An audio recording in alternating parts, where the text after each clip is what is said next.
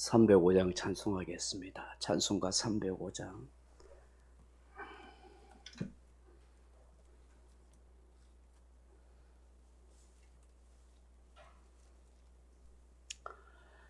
(305장입니다)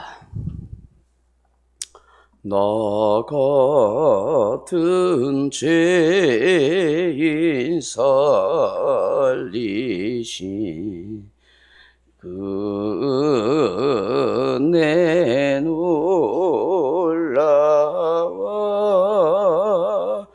잃었던 생명 찾았고 광명을 얻었네. 근제약에서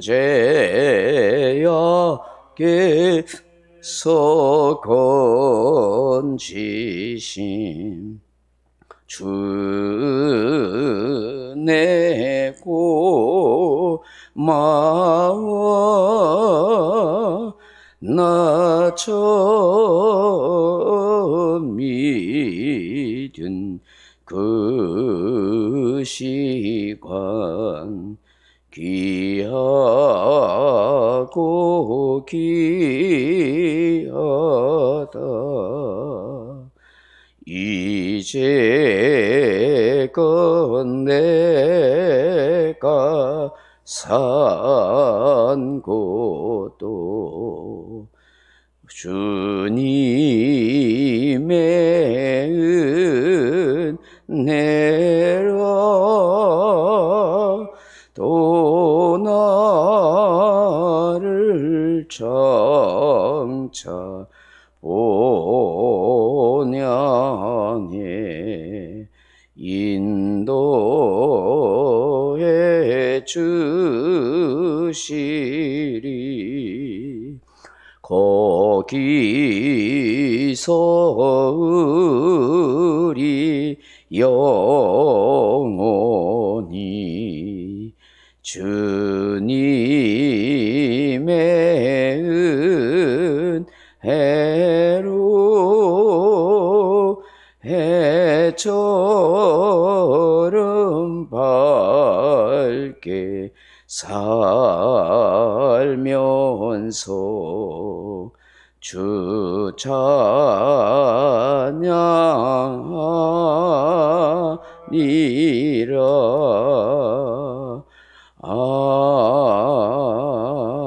아멘. 사랑의 주님 고맙습니다. 이 아침에도 우리의 생명을 주셔서 하나님 앞에 나와 이 새벽 제단을 쌓고 기도할 수 있는 귀한 마음과 건강과 삶을 주시니 고맙습니다. 살아가는 동안 일평생 주를 송축하게 하시고 감사하게 하시고 주와 동행하는 복된 인생을 살아가도록 역사해 주옵소서. 오늘도 온 가족이 사랑하는 자녀들이 자손들이 구원받기를 원하고 참된 예배자가 되기를 원하고 하나님 앞에 감사하는 마음으로 귀한 예물 드리는 손길에 은혜를 베푸시고 소원대로 믿음대로 되어지는 역사가 있게 해 주옵소서. 예수님 이름으로 기도하옵나이다. 아멘. 하나님 말씀 요한복음 8장 10절 11절 말씀 같이 보겠습니다. 신약 성경 요한복음 8장 10절로 11절 말씀입니다. 예수께서 일어나사 여자 외에 아무도 없는 것을 보시고 이르시되 여자여 너를 고발하던 그들이 어디 있느냐?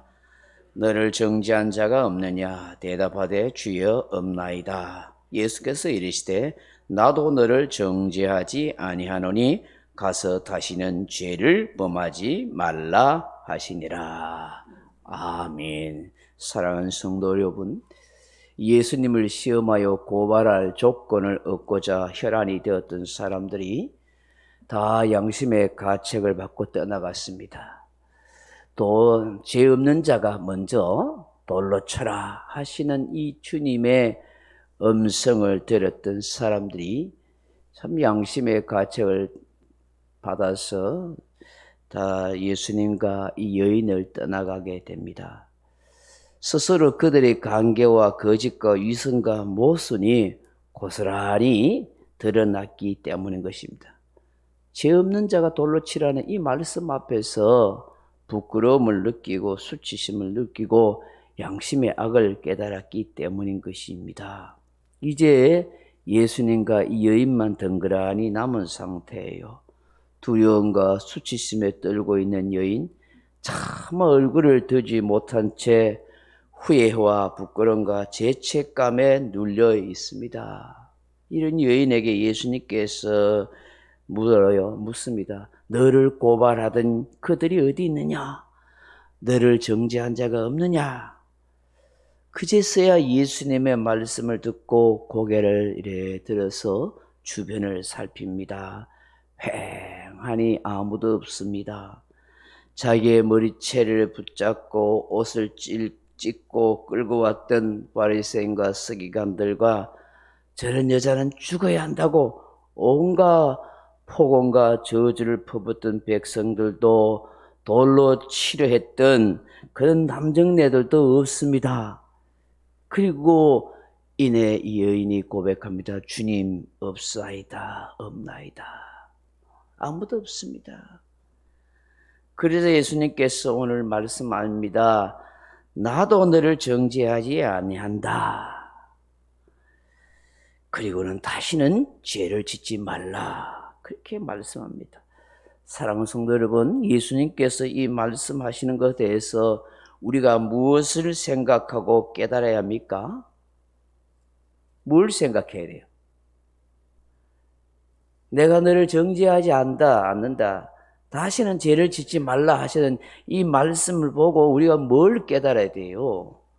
그 첫째는 우리를 정죄하지 않으시는 긍휼의 예수님을 깨달아야 되는 거예요. 예수님께서 이 땅에 초림의 주로 오신 것은 세상을 심판하려 하심이 아니요 저들을 구원하려 하심이라 하셨습니다. 죄 가운데 있는 인생을 심판하여 멸망에 떨어뜨리기 위함이 아닙니다. 저주 가운데 있는 사망 가운데 있는 죄를 지을 수밖에 없는 저 인간들을 그들의 허물과 죄를 용서하고 구원해 주시려고 오신 분이 바로 예수님이시기 때문입니다. 우리 예수님은 죄를 지을 수밖에 없고 죄 짓고 사는 인생에 대해서 한없이 안타깝게 여기고 불쌍히 여기시는 주님이십니다. 예수님께서 정죄하지 않으신다는 것은 결코 죄를 무시하거나 가볍게 여기신다는 뜻이 아닙니다. 이 말씀에는 예수님의 철저한 십자가의 자기 죽으심, 대신 죽으심의 은혜가 담겨 있는 말씀인 것입니다. 즉 이런 의미인 거예요. 여자여, 네가 범한 죄는 하나님의 율법에 의하면 당연히 돌을 맞아 죽어야 될 죄인이야. 너는 마땅히 죽어야 할 인생이야. 너는 결코 용서받을 수 없는 죄를 진 거야. 하지만 내가 너를 대신해서 돌에 맞을까? 내가 너를 위해서 돌을 맞으마. 내가 너의 죄를 짊어지고 내가 대신 죽어주마. 내가 저 다른 사람 모든 사람들을 대신하여 정죄를 당하여 죽어주겠다. 그러니 안심하라. 내가 너를 용서하노라. 하나님도 나 때문에 내가 너를 위해서 십자가에 죽어주기 때문에 너를 용서해 줄 것이다. 예수님의 말씀 속에서는 이런 심오한 십자가의 은혜와 사랑과 용서의 정신이 담겨 있는 거예요. 내가 너를 정죄하지 않겠다는 그 말씀 속에 말입니다. 여자는 그 순간 단지 자신의 간음죄에 대해서 사람의 유업에서 건져 주었을 뿐만이라고 생각했을지 모릅니다.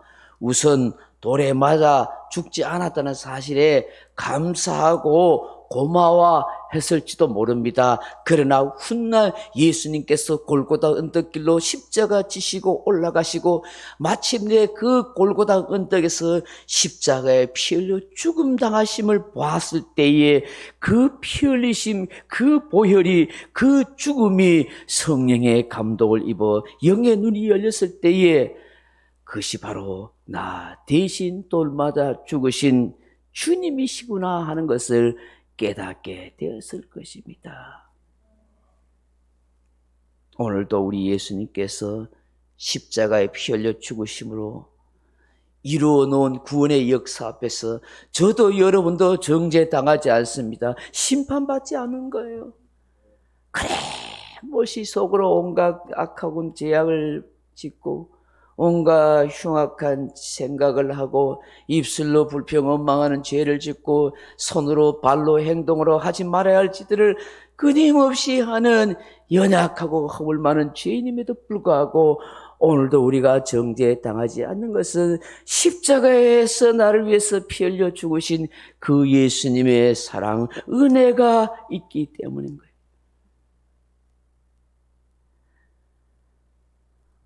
나를 정죄하지 아니하시는 그 하나님의 은혜와 사랑을 내가 받아들이고 진심으로 회개할 때에 그 십자가의 피가 내 죄를 씻어주시고 덮어주시고 가려주시는 은혜의 감격이 있는 거예요.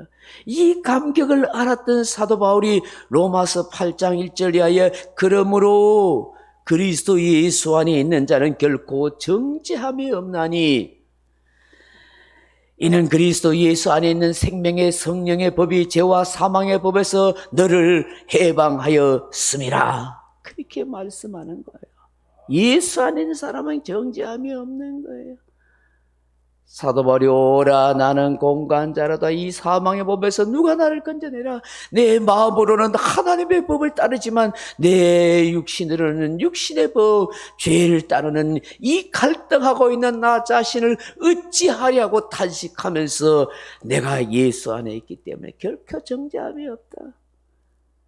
여러분 우리는 끊임없이 하나님을 사랑하고 하나님의 뜻대로 믿음으로 살려는 그 마음이 있는가 하면 또 다른 내가 있는 거예요. 어느 순간에 화가 벌컥벌컥 나고 짜증나고 욕하고 불평하고 원망하고 품지 말아야 할 생각을 하고 있는 나 자신을 볼 때마다 부끄럽고 수치스러운 내 모습을 발견하지 않아요?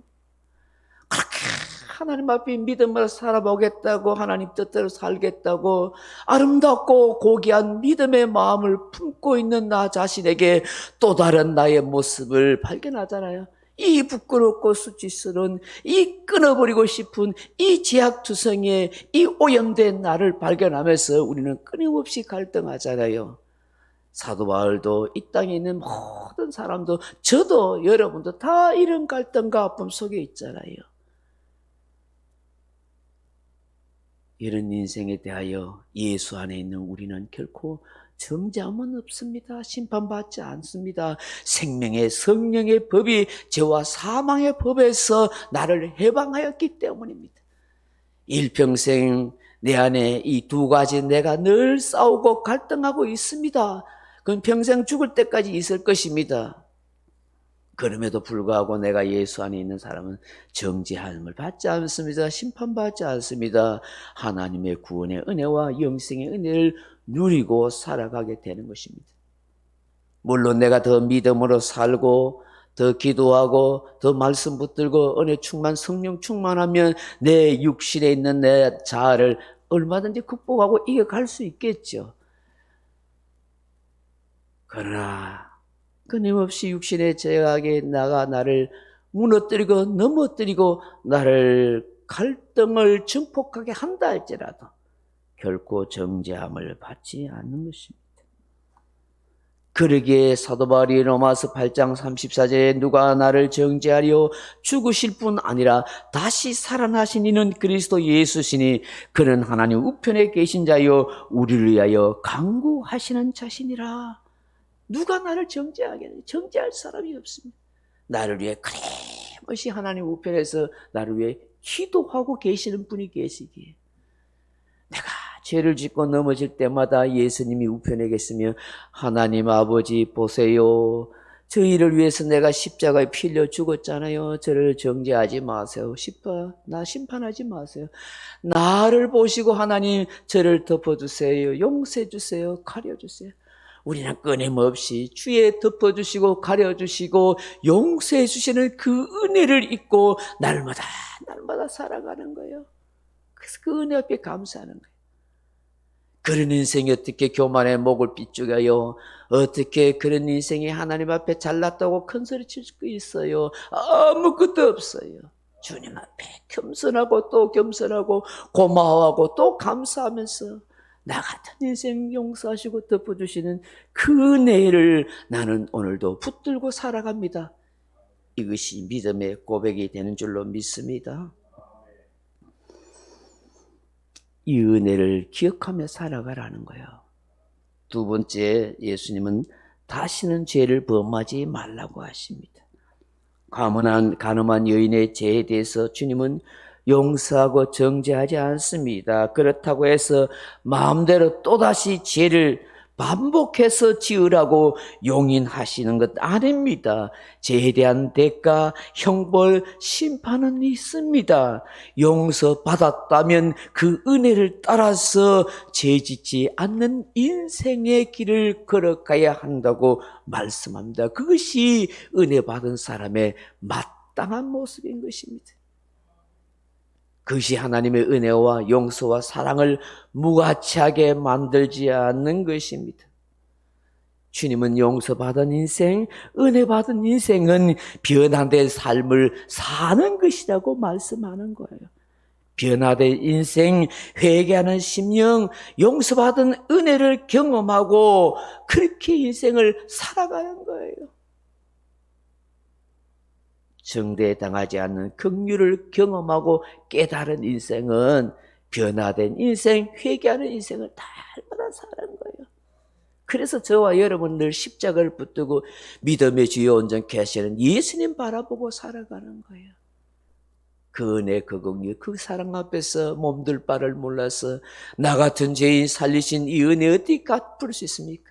조금 전에 찬송가 305장 이 고백을 우리가 찬양했듯이 존 뉴턴이 노예 선장이었고 흉악한 죄인이었지만 그런 인생이 주님 앞에 용서받고 난 뒤에 나 같은 죄인 살리신 이 은혜에 감격해서 믿음을 고백하고 이 찬양 가사를 쓰고 나중에 변화되어 훌륭한 목회자가 되었잖아요.